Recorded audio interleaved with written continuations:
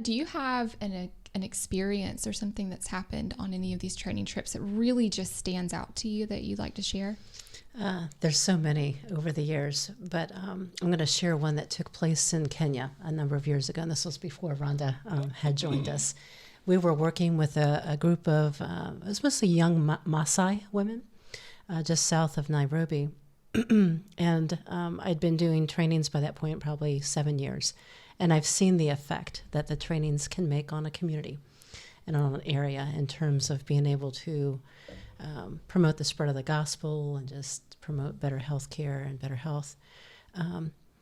But these young Maasai ladies were probably some were late teens, early 20s. And so most of them were talking about, as we were preparing to do the home visits, they were all, they were all like, you're white, you're a doctor. Of course, people are going to listen to you. They're going to want you to talk. They're like, but this is my community. In fact, just this weekend, many of them shared stories about how when they were with the elders, some of the elders were male, some were female, but how they were ignored, kind of devalued, looked down on. Nobody wanted to hear anything they had to say. They were kind of swept aside. And so they really felt that when they were going to do these home visits, that they wouldn't have a voice. That was their biggest thing, is we have no voice. We're just young women. We're nobodies.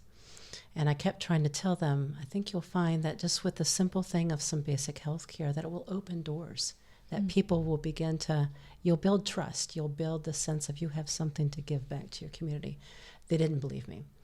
So anyway, we all set out on doing home visits, and it wasn't until the next morning we all gathered back together, and I just asked how it was.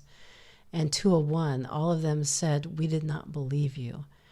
But when I shared just even some basic things, and I, put the blood pressure cuff on somebody's arm, the very same elders that had ignored me and devalued me this past weekend were now asking my advice. Wow. They were asking me to come back. They were asking my opinion about how they made their clean water. Was this good? Was it not? Inviting me back to their homes.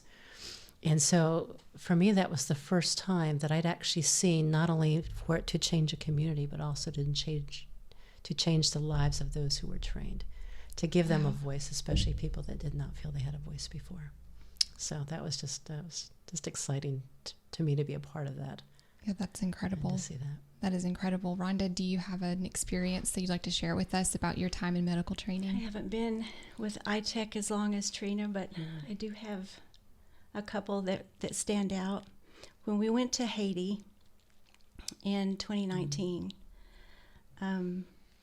there was a gentleman in our class who was a midwife, or he attended all the babies' births in his community. Sure. And we taught a module called Helping Babies Breathe, and that is taught by the American Academy of Pediatrics. And it's the golden minute after a baby's born, things that you can do to ensure that it is alive and that you can keep it alive. And in some countries, when a baby's born and they're not breathing, they just lay them aside and they don't try to stimulate them, get them to breathe. They really don't know how, I guess. But when we were going through Helping Babies Breathe, this gentleman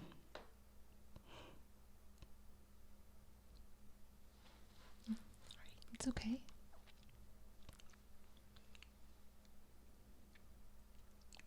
became very sad.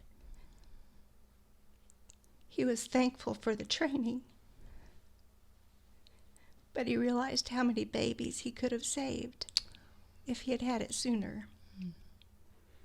He had been attending births for years, and now he'll be doing things different. Wow.